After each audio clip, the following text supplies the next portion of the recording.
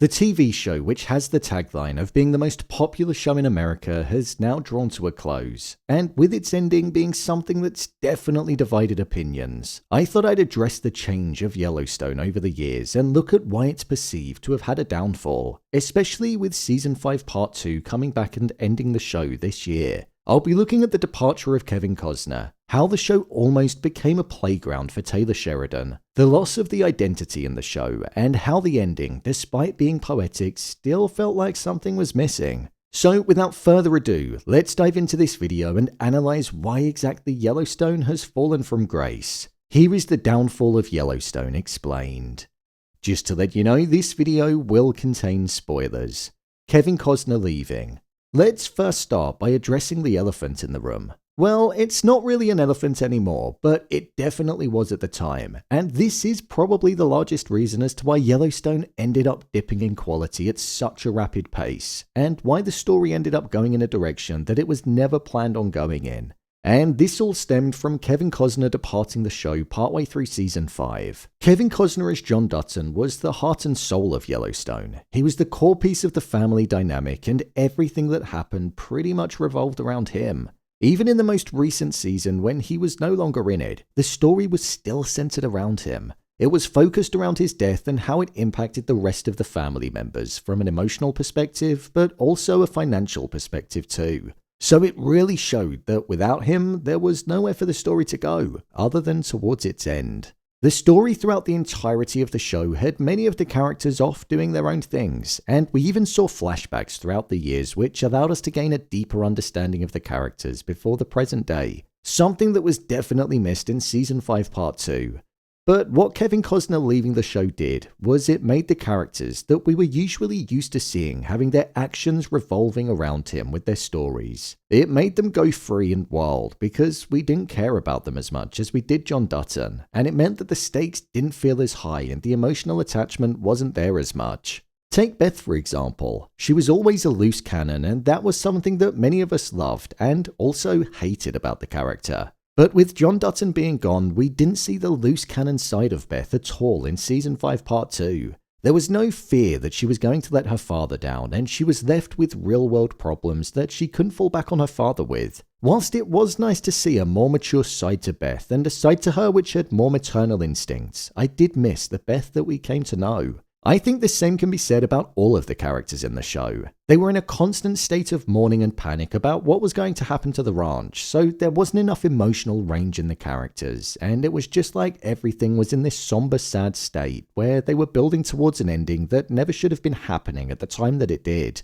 Characters weren't unrecognizable, that's not what I'm saying. They just almost weren't the ones that we came to be used to. John Dutton was an iconic character, and it was a shame to see him being killed off screen and us not getting to say goodbye to him in the way that I feel like we should have done. What's also disappointing about this is the fact that Costner left the show because he wanted to work on his Horizon movie trilogy, which just didn't do as well as he hoped it would. I watched it, and it was definitely a mess. There were some good things in it for sure, but it was more confusing to follow than the final season of Yellowstone. So the passion project that he had the burning desire to ignite just wasn't worth the cost that it came at to the show that people actually cared about. The show became Taylor Sheridan's playground.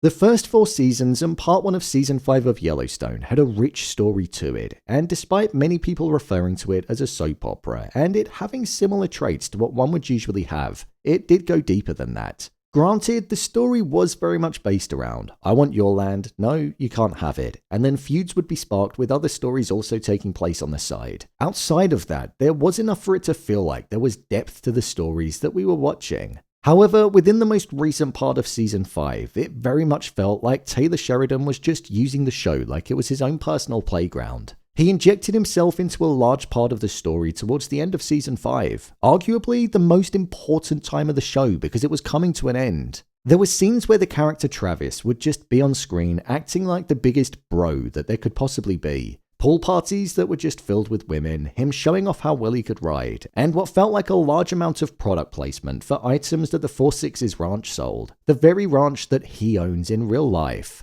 Don't get me wrong, Travis as a character would have been fine to have had in the show, but it's just knowing that it's him, and it also seeming like a little bit of an ego-driven desire to have the character included in the way that it was.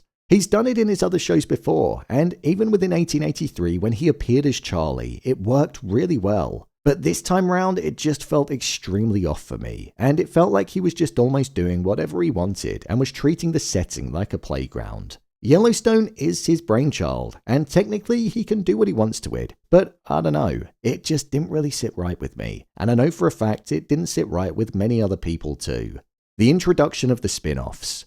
One thing that I think had a positive and a negative effect on the show is the introduction of the spin-offs that Taylor Sheridan created. For example, the first spin-off that he made was 1883, which was the origin story of how the Duttons came to arrive on the land that they settled on in Montana. The second one was 1923, which was focused on that very generation being slightly older, and us also seeing the two generations below being introduced as well. This had a positive effect because it expanded the world and allowed it to feel more fleshed out, and it gave us more context on the family that we followed in the present day in the parent show. But what I think went against it slightly was the fact that they were genuinely incredible pieces of television with stories that were non-soap opera-esque, and they became better than the very show that birthed these two. So it almost shone a light on how circular the Yellowstone story was, and that it had become a chain of repetition almost. Whereas with the originality that 1883 and 1923 brought to the universe, it propelled them higher up the ranking. 1883 is my favourite of the three. It's probably one of the best series of television that I've seen in years, and I watch it every so often because it's an emotional ride. So whilst the spin-off had a positive effect on the show, I feel the negative effect that they had was something that almost exposed Yellowstone a little bit for some of the poor acting that would often appear, and also the storylines. The lack of identity. This point is kinda similar to the first one that I made. The final half of this season lacked any real form of identity. It felt like it was just about the family finding out who killed John Dutton, something which was never actually revealed to them before it concluded. And it was also about them struggling to pay the inheritance tax that was going to be due on the ranch when they got it. So the hunt for them to find loopholes without needing to spend lots of money was what this season was really about. Jamie was almost like a side piece in this season of the show, despite him being aware of what happened to his father, and him also being with the person that put out the hit. Jamie was often such a large part of the story in the show, but there were barely any interactions between himself and Beth, Kayce, or any other member of the family, something which made this season feel a bit compartmentalized. This led to a real lack of identity because everything that was happening in silo, and it was only Kayce and Beth that would really communicate with one another. As well, it was almost as if Taylor Sheridan felt like he needed to just kill a character off per episode at the start for it to feel like there was going to be something memorable. When you look back at the 6 episodes that made up part 2, there were 4 deaths that occurred.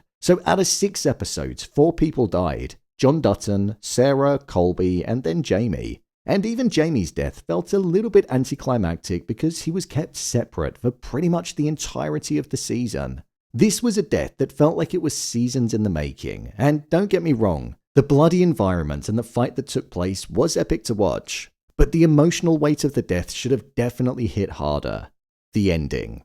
The ending of the show was something that I actually didn't mind. I thought the Native Americans getting the land back and fulfilling the promise that was in the wind for over 150 years was fitting, and it made the show go full circle. So I'm not going to say that it was bad. I just think because of the rushed nature of Rainwater getting the land through a random loophole that Kayce thought of and Beth didn't think of at all, despite the fact that she had a strong business mindset and we saw how savvy she was in the past, was something that was just a bit unrealistic and was just done for the sake of having a happy ending and wrapping it up in the time frame that they had.